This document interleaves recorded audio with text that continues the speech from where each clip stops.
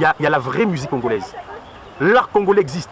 La raison principale, il y a des raisons qu'on a. Raison principale, il y a blocus, il y a concert. Les musiciens, c'est quoi la raison principale? Que musique n'a pas d'autre. Et qu'on a pourquoi les musiciens n'ont pas se conduire à accentuer la dépravation des mœurs. À la place, ils ont choisi de changer l'imposture, la dépravation, la perversion. Il faudrait qu'on ramène aussi des propositions. Parce que quand il y a musique, suite, il y a des bêtises, les musiciens, il y a des bango.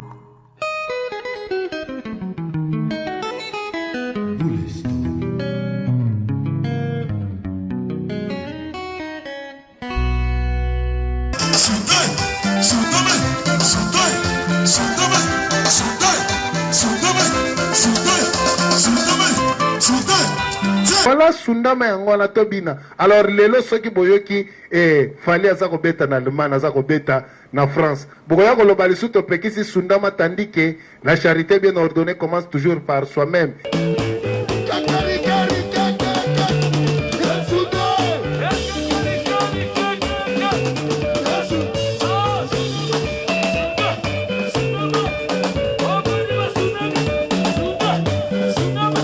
Pour dire que les musiciens pro-combattants qui ont des comportements condamnables au même titre que les autres musiciens.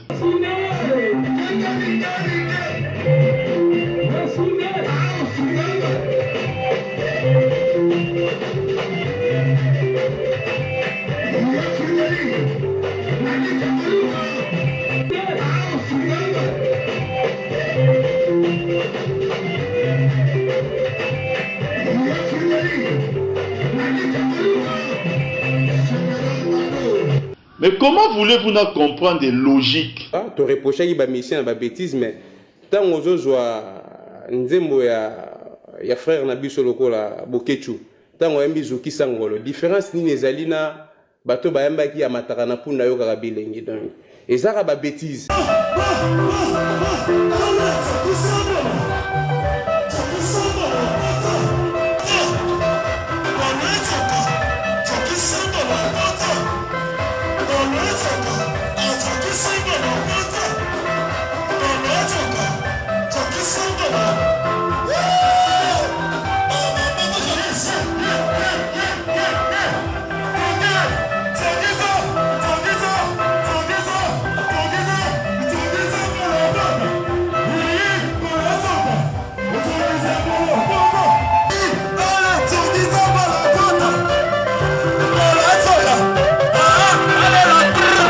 To kataki musique suite ya ba bêtise suite ya boye.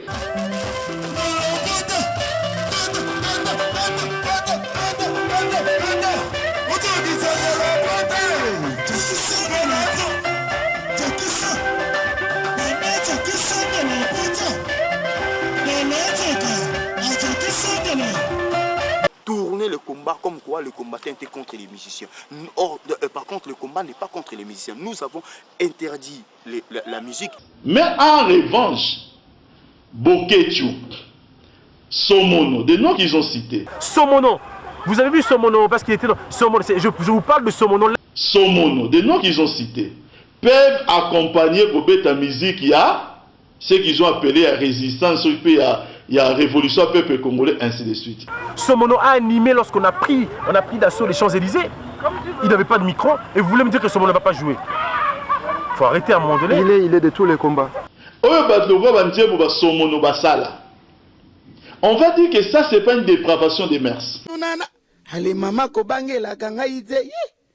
Ngana boaka gali. Patu mozenje kobangela kangaïze. On a DJ Franck Rosson qui s'appelle Ngana boaka kalibanda. Vous comprenez ngo? Ngana kalibanda de oh. Willy Muteli alala kalibanda de oh. Ah. Ale tolia nambanga na papa bokilo. Tolia nambanga na papa bokilo. Ale mbanga ngo ya ngombe. Bobulende na ibike sensire la nambanga ya ngombe. Mbanga ngombe. Attention, ceci n'est pas un jeu des mots. Suivez cet extrait attentivement, puisqu'il ne dure que 15 secondes, pas plus.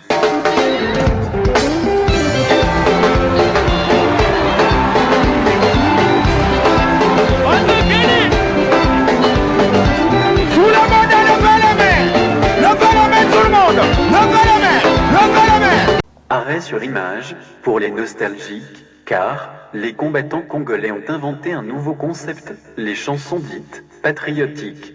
Et puis, les Congolais sont champions dans le laboratoire. Ils ont un terme moko, ils sont en Congo. Ils ont un terme moko, ils sont en Congo. Justement, le terme chanson patriotique, une invention qui, au fil du temps, commence à inquiéter l'opinion par le simple fait que le flou persiste. Quant à savoir faire la différence entre chansons profanes, chansons religieuses et chansons patriotiques, bienvenue en République démocratique du Congo.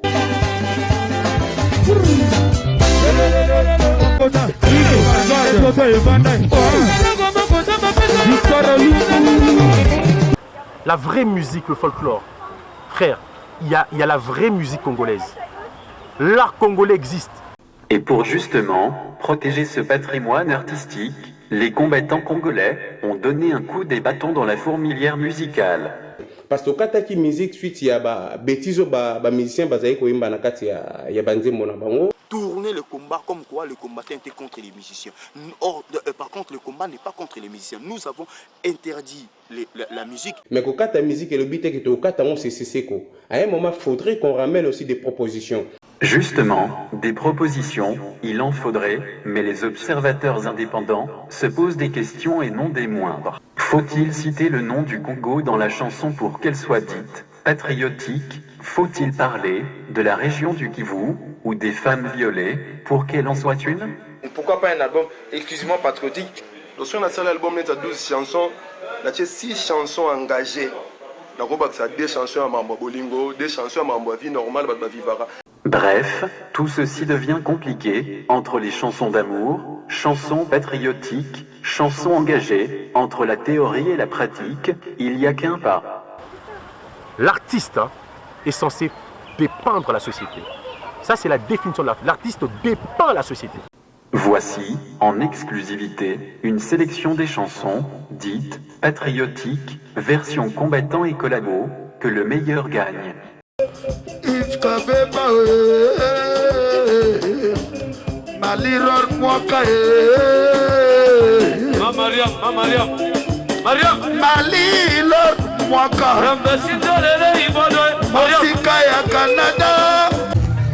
Papa Nzambe, Papa Mobutu, c'est Seko, Pupu Benouye, mon abaton Nzambe ya mama et moye.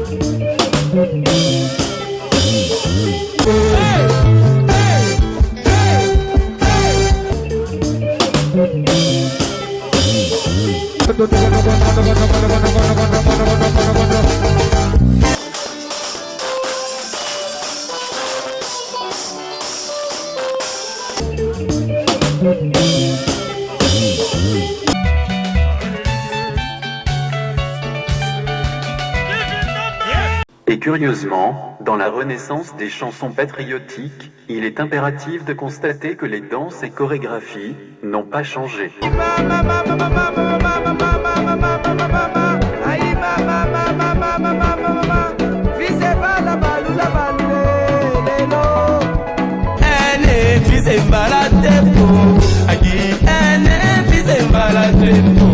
C'est toi les producteurs, les trios universels, les paramamabés, tous les mondes, c'est les moins qu'à moins qu'à mon carabo, tout ce qu'on prie, on y va, tout le prix, pas tout le petit.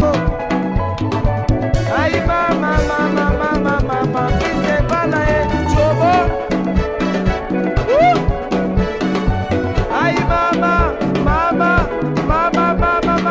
aïe, mama, c'est pas la balou, la balou.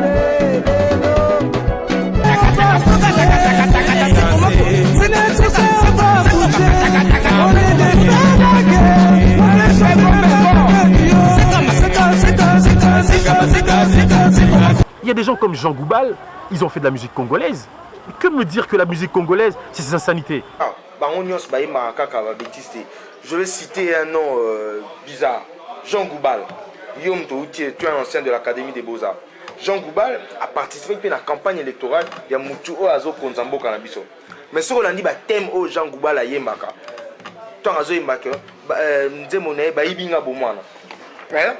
C'est le même thème. Donc Jean Goubal a éminé terminé à Malamou, mais comme a soutenu Kimutouana, directement a commis personne non grata. C'est des chansons comme... Il y a une chanson de Kofi qui me perturbe quand je l'écoute. C'est L'homme de la rue. Attends, est-ce que vous avez entendu cette chanson-là, L'homme de la rue?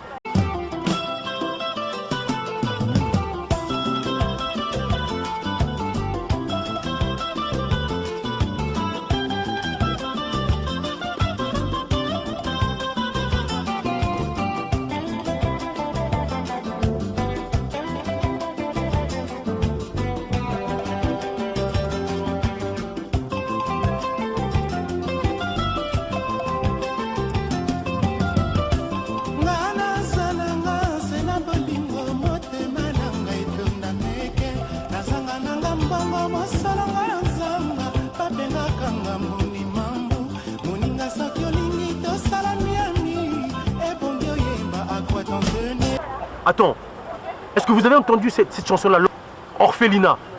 Il n'y avait pas d'insanité, mais c'est à cette époque-là, je pense, hein, il s'appelait vraiment Rambo pour de vrai. À cette époque-là, on pouvait l'appeler Mopao.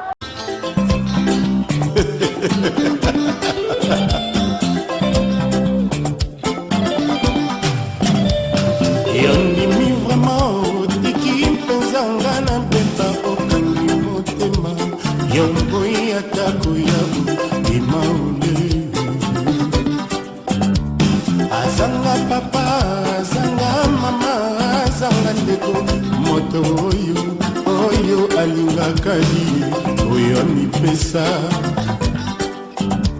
Yotonda ngai motema meke, atako mipesa ka oyo yanga eleki mbeka ye.